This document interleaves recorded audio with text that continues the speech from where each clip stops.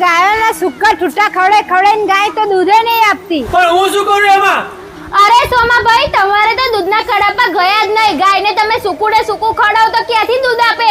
લો, તમને મારું ગોકુળનું જવનું દાણ આપું છું, એનાથી તમને દૂધને ફેટ વધારે આપશે. શું વાત કરો છો હિનાબેન? હા. એવું હોય તો ઓફિસ રાખી દો મારી ગાયને. પણ હિનાબેન, મારે થોડુંક દોન નહીં જોઈતું. મારો તબેલો જો કેટલો મોટો છે, મારે તો વધારે દોન જોઈએ.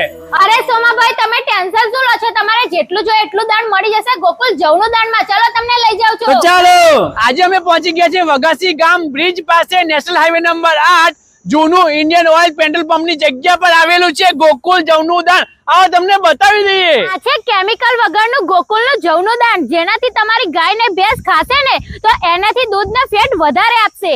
આ જવનું દાણ એકદમ નેચરલ છે. આમાં કોઈ પણ પ્રકારનો કેમિકલ હોતો નથી. તમારા પશુઓને કોઈ પણ પ્રકારની નુકસાની પહોંચતી નથી. તો તમારે પણ ગાય કે ભેંસ દૂધ ઓછું આપે છે તો તમે ગોકુલ જવનું દાણ ખવડાવો છો, ખરીદો છો તો તમને 100% ગેરંટી સાથે તમારી ગાય ને ભેંસ દૂધ વધારે આપશે. તો આવો આપણે ગોકુલ જવના દાનના જે કાંતિ કાકા છે આપણે એમને વાત કરીએ. જય માતાજી. જય માતાજી.